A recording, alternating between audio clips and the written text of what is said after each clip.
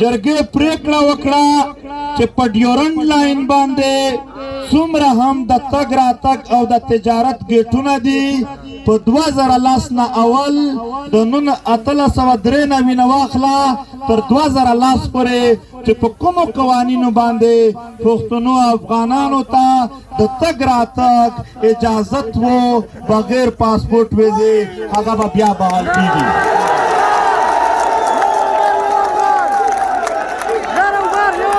کچیرې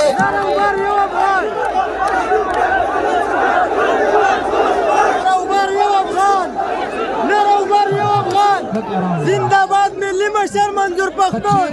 موږ د پلار نیکه وطن دی، موږ به پکې ګرځو. چې ته تورلنګیا پکې ګرځېدی شي، زه به پکې فضل ګرځم.